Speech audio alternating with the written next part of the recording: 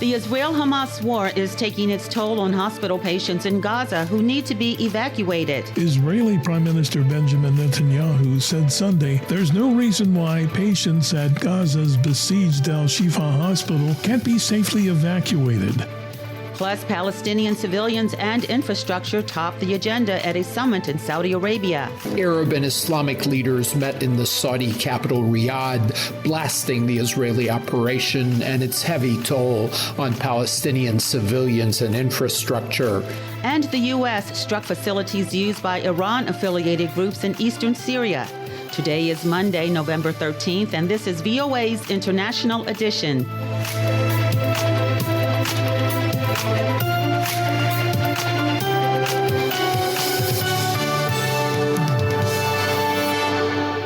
Good morning, I'm Kim Lewis. In a statement, U.S. Defense Secretary Lloyd Austin said the U.S. carried out strikes against a training facility near the city of Abu Kamal and a safe house near the city of Mayadeen.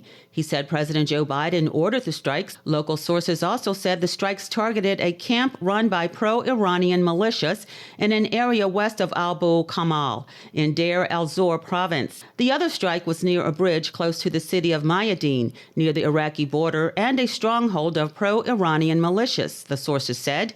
The strike is the third since October 26 as the U.S. attempts to quell wave after wave of drone and rocket attacks against American troops in Syria and Iraq, triggered by the Israel-Hamas war. Israeli Prime Minister Benjamin Netanyahu says that Hamas is blocking the safe removal of patients from a Gaza hospital. VOA's Rick Pantaleo has this report. Israeli Prime Minister Benjamin Netanyahu said Sunday there's no reason why patients at Gaza's besieged Al-Shifa hospital can't be safely evacuated, but contended that Hamas militants are doing everything to keep them in harm's way. The Israeli leader told CNN's State of the Union show that 100 patients had been taken out of the hospital and that tens of thousands of Palestinians living in the immediate environs had moved out safely from the area along safe corridors heading south out of Gaza City. But Israeli-Hamas fighting continued near the hospital, Gaza's largest, and the hospital's director, Mohammed Abu Salmiya, says the facility was surrounded by conflict. White House National Security Advisor Jake Sullivan told CBS News' Face the Nation program that the U.S. does not want to see firefights in hospitals where innocent people, patients receiving medical care, are caught in the crossfire. Sullivan went on to say that active communications have been held with the Israeli Defense Forces on this. Rick Pantaleo, VOA News. Arab and Islamic leaders who held an extraordinary joint summit on Saturday in Saudi capital Riyadh condemned Israel's military operation in the Gaza Strip. Many of the leaders called for an immediate ceasefire and more aid into the territory.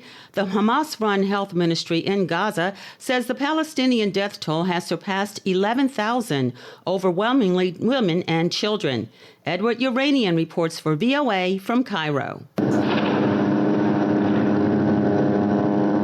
As Israel continued its military operation in the Gaza Strip, targeting Hamas for its October 7 attacks on Israel, Arab and Islamic leaders met in the Saudi capital Riyadh, blasting the Israeli operation and its heavy toll on Palestinian civilians and infrastructure.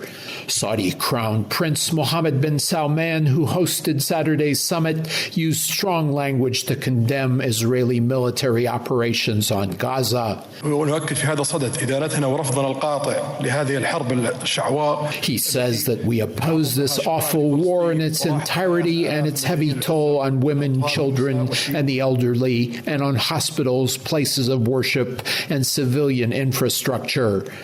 Saudi Arabia, he says, is working with its partners to put an end to this war, and we call for an immediate end to fighting and the opening of humanitarian corridors, in addition to the freeing of hostages and the innocent held by Hamas. Saudi-owned Al Arabiya TV reported the summit's resolutions call for the setup of an international war crimes tribunal and an end to any forced displacement of the Palestinian people inside Gaza or elsewhere, and an immediate ceasefire. Iranian President Ibrahim Raisi, whose visit to Saudi Arabia for Saturday's summit was the first by an Iranian president in more than a decade, claimed the Israeli military operation in Gaza was the worst crime witnessed in human history. Raisi went on to urge Arab and Islamic states to designate the Israeli army a terrorist group and to impose a boycott on Israel, including oil and other goods. He also demanded the establishment of a war crimes tribunal for both U.S. and Israeli leaders and officials who he claimed have committed war crimes in Gaza. Egyptian President Abdel Fattah al-Sisi, using a more measured tone, called for an immediate ceasefire in Gaza and the establishment of a Palestinian state in accordance with the borders of June 4, 1967, and with East Jerusalem as its capital. إن مصر أدانت منذ البداية استهداف وقتل الأبرياء وترويع جميع المدنيين من الجانبين. He says that Egypt has condemned the killing of the innocent since the outset, and we condemn once again this collective punishment of Gaza, including killings in the blockade and the unacceptable forced displacement of people, which he says cannot be justified as an act of self-defense. Sisi called on the international community and the UN Security Council to impose an immediate and unconditional ceasefire in Gaza and an end to any forced displacement of the Palestinian people, and for the international community to guarantee the security of civilians. He added that humanitarian aid must be allowed into Gaza and that Israel must bear its international responsibility as the occupying power to permit this passage of aid. Volker Turk, the UN human rights chief, who on Friday called Hamas' October 7 attack on Israel atrocious crimes, addressed the summit, decrying the war in Gaza and its human toll. Across the Gaza Strip, more than 10,000 people have reportedly been killed, with the majority to be women and children. Many more are surely still under the rubble. The Israeli forces have pushed over 1.5 million people out of the north of the Gaza Strip. It was not immediately clear what concrete actions the Arab and Islamic states were prepared to take to implement the resolutions or declarations made at Saturday's summit. Several Arab states, including Egypt, Jordan, and the United Arab Emirates, have diplomatic ties with Israel, while Iran, Syria, Lebanon, and Algeria do not. Edward Uranian for VOA News, Cairo. The U.S. military says 5 crew members died when a helicopter crashed over the Mediterranean during a training exercise. VOA's Rick Pantaleo tells us more. U.S. officials said on Sunday that 5 U.S. service people were killed when a military helicopter crashed over the eastern Mediterranean Sea during a training mission. The military's European command said all 5 crew members on board were killed when the aircraft went down during a routine air refueling mission as part of military training. The crash was first announced by the military on Saturday and said that the cause is under investigation, but there are no indications of any hostile activity involved. On Sunday, officials said that search and rescue efforts, including nearby U.S. military aircraft and ships, began immediately. The European command said that out of respect for the families of the service members and in line with U.S. Department of Defense policy, the identities of the crew members are being withheld for 24 hours until the families of those killed have been notified. Rick Pantaleo, VOA News. We're following these other stories from around the world. Russia's emergencies ministry said Sunday the evacuation of Russian nationals from the Gaza Strip has begun, and more than 60 Russian passport holders have crossed into Egypt. A limited evacuation to Egypt, which began on November 1st of foreign passport holders and Palestinians needing urgent medical treatment, has faced difficulties. British lawmakers and members of the upper house of parliament have called on the government to prescribe described Iran's Revolutionary Guard Corps as a terrorist organization, saying it would be a step toward restoring stability to the Middle East. Proscribing the IRGC as a terrorist group would mean it would become a criminal offense in Britain to belong to the group, attend its meetings, or carry its logo in public. U.S. House of Representatives Speaker Mike Johnson unveiled a Republican stopgap spending measure Saturday aimed at averting a government shutdown, but the measure quickly ran into opposition from lawmakers from both parties in Congress. Lawmakers have only a few days to agree to a bill and have President Joe Biden sign it into law by November 17th. This is Science in a Minute.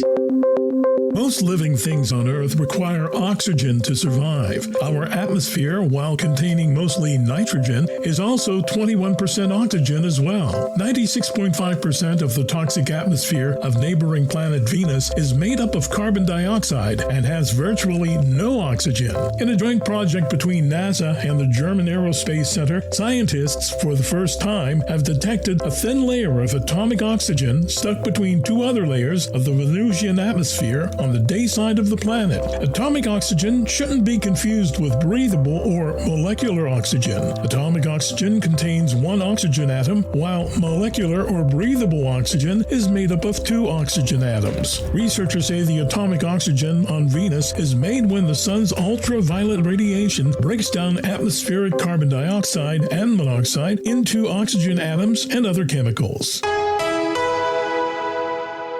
VOA's International Edition continues. I'm Kim Lewis. Australia has signed a security, climate change, and migration accord with Tuvalu, a grouping of several low-lying coral reefs in the South Pacific Ocean. From Sydney, Phil Mercer tells us more. For the first time, the Canberra government is offering residents facing displacement from global warming in other countries the opportunity to resettle in Australia. Tuvalu's government says rising sea levels pose an existential threat to its population of 11,000 people who live on 9 low-lying islands. A new visa plan will allow 280 islanders to move to Australia each year. Analysts say the numbers are modest, but could increase if climate risks accelerate. There will also be funds for reclamation in Tuvalu to expand land in the capital Funafuti by around 6%. The archipelago lies about halfway between Australia and Hawaii.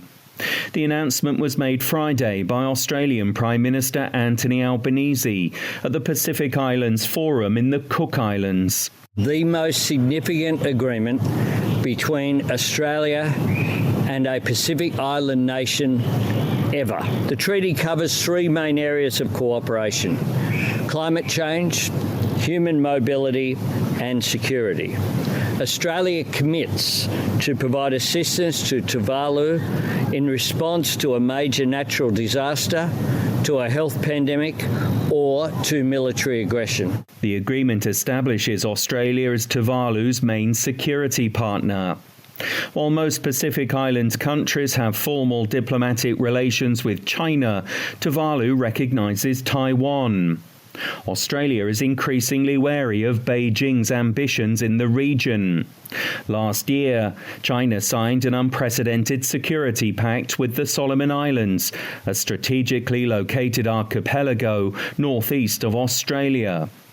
Kausea Natanu is Tuvalu's Prime Minister.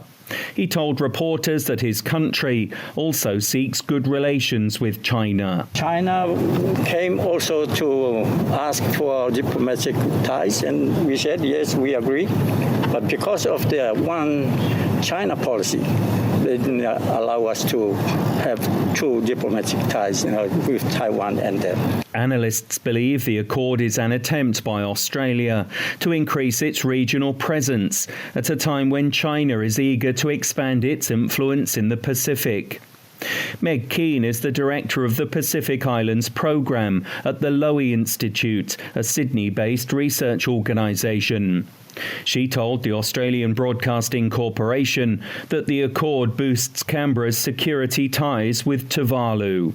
What it does give us is visibility should they want to enter into an agreement as a sovereign state, which they are free to do, with, say, China and switch their allegiance from Taiwan to China or have some sort of security agreement with China. They should first let us know. And then, of course, there would be dialogue on that. It's not a veto that we get as a product of this. On Sunday, Australia's Minister of Foreign Affairs, Penny Wong, reaffirmed Canberra's desire to increase its influence in the Pacific region, telling local media, "We recognise we live in a more contested region and we have to work harder to be a partner of choice." There has so far been no reaction from Chinese officials to Australia's bilateral accord with Tuvalu. The Falapili Pact is an agreement named after a Tuvaluan phrase meaning good neighbourliness, care and mutual respect. Phil Mercer, VOA News, Sydney. Evacuations are underway in Iceland as civil defense authorities prepare for a possible volcanic eruption. The decision follows increased seismic activity indicating the flow of partially melted rock now underneath a fishing community. VOA's Arash Arabasadi has more. Iceland declared a state of emergency as fears grow for a major volcanic eruption in Grindavik. Authorities evacuated people from this fishing town of about 4,000 residents after increased seismic activity began heading south. An indication that a corridor of magma or semi-molten rock now extends beneath the town. In recent days, scientists recorded thousands of earthquakes in Iceland, with some that tore apart roads and a golf course in Grindavik, an ominous sign of a possible volcanic eruption soon. It cannot be ruled out that the magma tunnel that is forming could reach Grindavik. Police chief has decided, in consultation with the National Guard, to evacuate, and the National Guard simultaneously declared a state of emergency. The latest data show considerable displacement and a large magma tunnel forming that may open. This decision is made with the safety of the residents in mind. The damage on and underground has Icelandic authorities on edge with memories of 2010. Back then, a massive volcanic eruption hurled chunks of rock while spewing smoke and ash. And while that eruption pumped smoke into the skies, it emptied them of air travel, grounding planes on a scale not seen since the September 11, 2001 attacks on the United States. That ash cloud rose as high as 11,000 meters, and the air travel disruptions between Europe and North America cost an estimated $3 billion through more than 100,000 canceled flights. Concerns of a possible eruption increased after a recent 4.8 magnitude earthquake hit the area, causing a temporary closure of the iconic Blue Lagoon geothermal resort.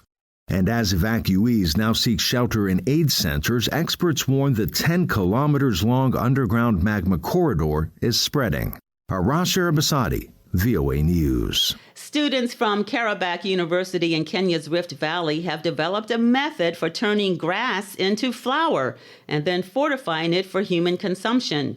This new flour will be an ingredient for ugali, a staple food normally made from cornmeal, since that grain has become too expensive for many families.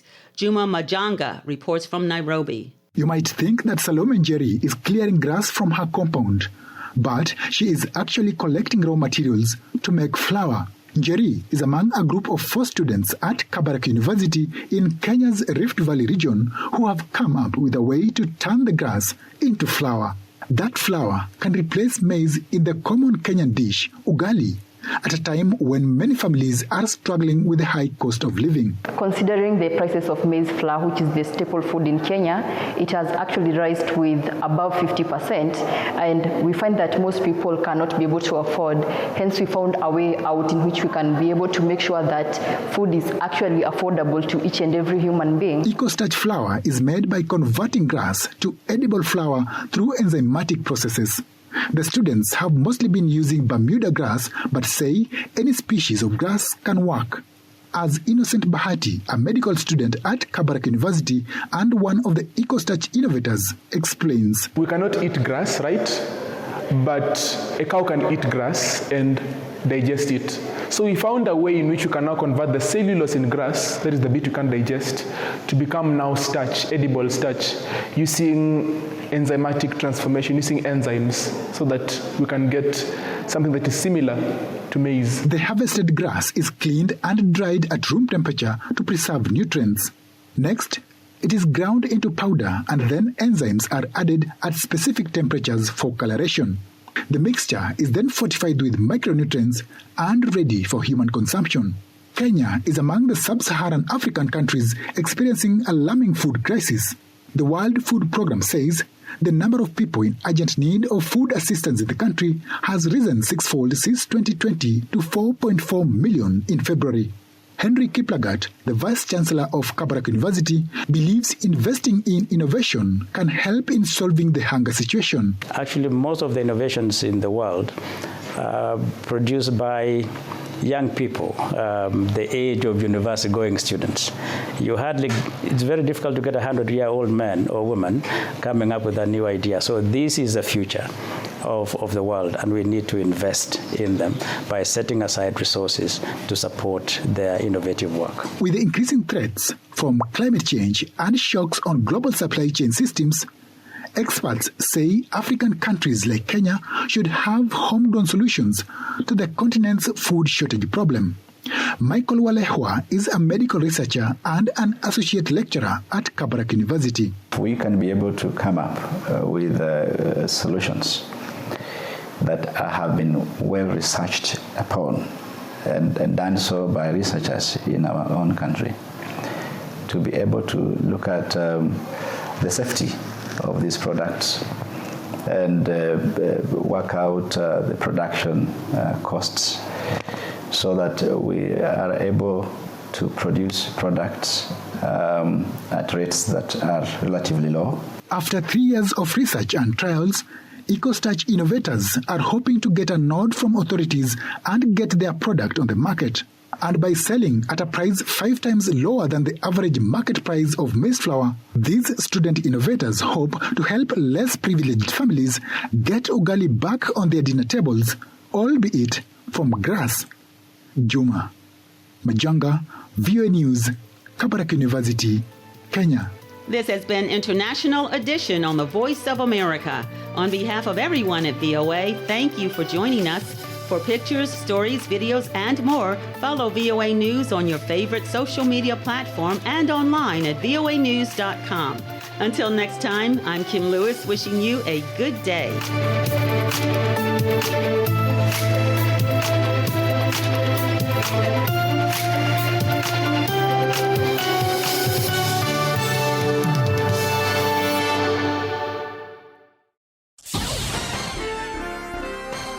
Next, an editorial reflecting the views of the United States government. The disposition of the Abyei region on the border between Sudan and South Sudan has been a bone of contention between the two countries, even before South Sudan gained its independence in 2011. Both countries claim this oil-rich region. After the Second Sudanese Civil War ended in 2005 with the signing of a comprehensive peace agreement, a special status administrative region was created for the Abyei area. The exact borders of the region were to be determined by the Abyei Borders Commission. But the fighting over ownership of the territory continued. When hostilities ceased with a demilitarization agreement in 2011, the United Nations sent in a peacekeeping mission, UNISFA, with a mandate to keep Abyei demilitarized and weapons-free. In April, dialogue between Sudan and South Sudan finally looked promising, but it was interrupted by the armed conflict in Sudan. The belligerents put a stop to negotiations regarding the final status of Abyei and its borders. Today, Abyei is host to hundreds of South Sudan People's Defense Forces and South Sudan National Police Service personnel, as well as about 60 Sudanese oil police. The United States is concerned about the continued presence of South Sudanese and Sudanese armed groups in Abyei, said Robert Wood, United States Alternative Representative to the UN. These forces present a destabilizing factor for civilians in Abyei and threaten Abyei's demilitarized status. UNISFA peacekeepers are the only force that should operate in Abyei. We call on all armed groups to depart the region and call on the governments of Sudan and South Sudan to instruct their forces to evacuate Abyei. In 2 separate incidents, UNISFA personnel came under attack, first by suspected Sudan People's Liberation Movement and again by members of the Twik-Dinka ethnic group. We condemn these attacks and call for the appropriate authorities to investigate them and hold the perpetrators accountable, said Ambassador Wood. We strongly urge the government of South Sudan, with support from UNISFA, to foster a cohesive environment where the people of Abyei can live in peace and security. We reiterate our commitment to work with the government of Sudan and South Sudan and the people in the region, our fellow council members, the African Union, and other international and regional partners to work towards peace, security, and prosperity in the region. That was an editorial reflecting the views of the United States government.